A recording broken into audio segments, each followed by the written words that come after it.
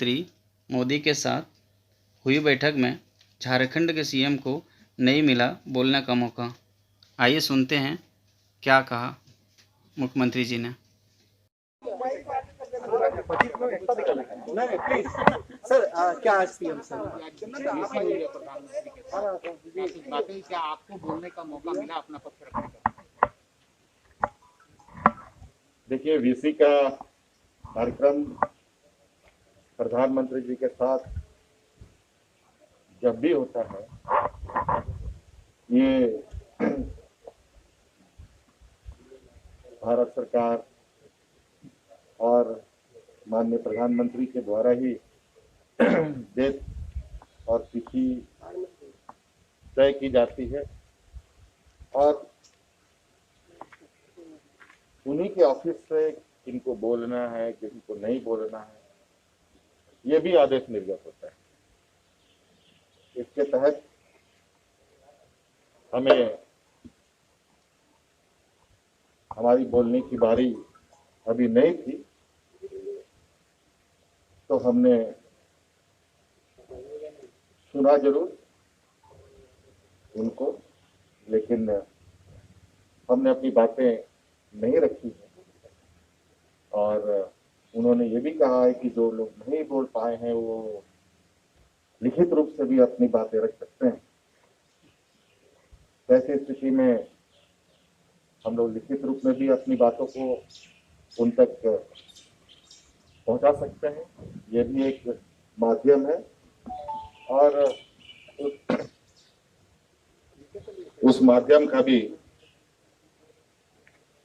उपयोग किया जाएगा। सर क्या मुख्य मांगे क्या होगी सर, क्योंकि आपने कई बातें सुनी होगी, ज्यादातर लोगों का ज्यादा स्टेट्स का लिखित देने वाले हैं, उससे प्रमुख बातें वो जब हम तैयार कर लेंगे तो आपको हम बता देंगे। जब की जाएगी उसके बाद ही आपके सामने बात रखी जाए तो मुझे ज्यादा बेहतर होगा। उनकी तरफ से क्या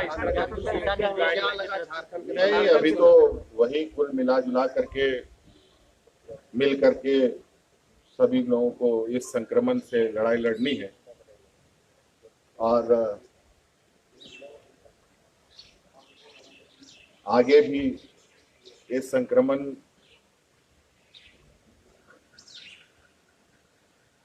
को सब मिल करके ही लड़ना है। इसी से इर्द गिर्द सारी बातें थी और लगभग मुझे लगता है कि अब देश का कोई भी राज्य कोरोना से अछूता नहीं रहा और सभी लोग अपने अपने तरीके से कैसे हम अपनी लड़ाई लड़ रहे हैं, ये बातें रखी गई। सर जो एक्सपर्ट ये कह रहे हैं, जो बाहर के देश जो कोरोना से बाहर निकले हैं, जो दूसरे देश हैं, जो कोऑर्डिनेशन है स्टेट गवर्नमेंट और सेंट्रल गवर्नमेंट के बीच, वो भारत में बहुत कम देखने को मिली है। इसकी वजह से जो है टेस्टिंग कम हो रहा है। जो लाख के रेशियो है 2-3 हज़ार टेस्टिंग हो रहा है, बाहर के देशों में 1 लाख 1.5 लाख टेस्टिंग हो रहा है 10 लाख पे। तो कोऑर्डिनेशन आपको लगता है कि स्टेट और सेंट्रल के बीच नहीं के बराबर है अभी? देखिए, सेंट्रल गवर्नमेंट के संदर्भ में तो यही कहना है कि सेंट्रल गवर्नमेंट को तो टेस्ट नहीं करना है, वो तो राज्य सरकारों को ही करना है। वो एक आदेश निर्गत करते हैं, वो एडवाइजरी राज्यों को देते हैं, उसके अनुरूप राज्य सरकार अपनी व्यवस्था के माध्यम से हरकत में आती है, कार्य योजना बनाती है और अपनी तैयारी करती है। कोऑर्डिनेशन का मैं जहां तक मतलब समझता हूं, वो कोऑर्डिनेशन का मतलब है सहयोग, स्वास्थ्य के क्षेत्र में सहयोग, आर्थिक मदद की सहयोग इत्यादि बातें हैं। और इन सब चीजों पर ही केंद्र सरकार राज्य सरकार को फीड करती है, चाहे वो मुफ्त अनाज गरीबों को देने की बात हो, चाहे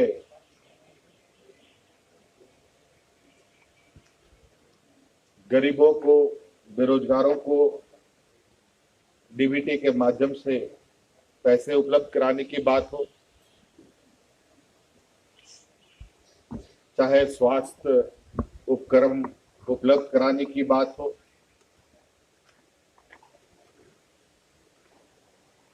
और दिशा निर्देश किस तरीके से कार्य किए जाए, यही मैं समझता हूँ। सर, चाइना बॉर्डर पे जिस तरह से आज झड़प हुई, इसमें झारखंड का भी एक बच्चा शहीद हुआ है सर, और आपने ट्रेन भी एक कैंसिल कर दी है जो श्रमिकों को लेकर जा रही थी, क्या है सर?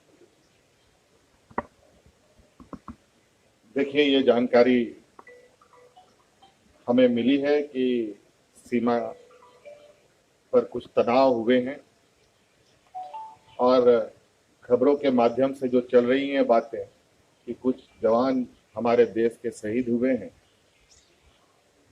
पहले तो मैं उन सभी जवानों को मैं अपनी ओर से श्रद्धा सुमन अर्पित करता हूँ, सैल्यूट करता हूँ कि आज उन्होंने अपने कर्तव्यों का निर्वहन किया, और उसमें से एक जवान हमारे राज्य से ही संबंध रखता है।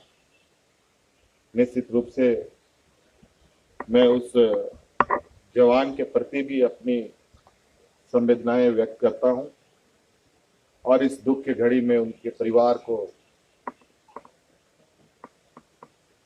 ईश्वर इतनी शक्ति प्रदान करे कि आज इस संक्रमण में भी आज उनके सदस्य ने अपना पैर पीछे नहीं किया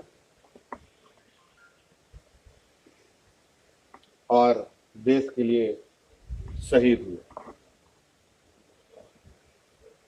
और आज उसी प्रकार बड़े पैमाने पर राज्य के हमारे नौजवान उन सीमावर्ती क्षेत्र में जहां पर आज जवान शहीद हो रहे हैं, अपना योगदान श्रमिकों के रूप में दे रहे हैं।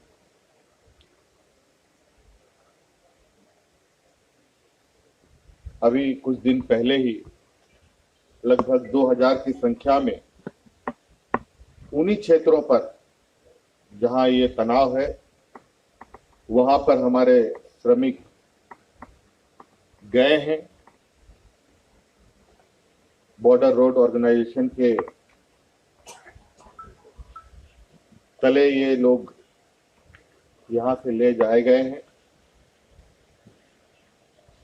और आने वाला समय में भी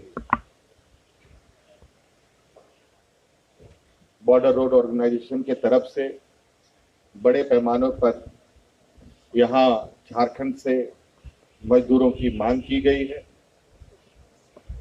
और चूंकि विगत कई वर्षों से ये कार्य चल रहा था, लेकिन उसमें कुछ दुखद घटनाएं, दुखद समाचारें हमें प्राप्त हुई, इसलिए हमने पूरे श्रम कानून का पालन करने के लिए बॉर्डर रोड ऑर्गेनाइजेशन से आग्रह किया, और विधिवत रूप से हमारे मजदूरों को संरक्षण के साथ ले जाया जाए, ये हमने उनसे आग्रह किया था। उसके अनुरूप एक ट्रेन गई भी, और दूसरा अब क्योंकि वहाँ तनाव की स्थिति है, तो इसलिए चीज़ों को थोड़ी देर रोका गया है।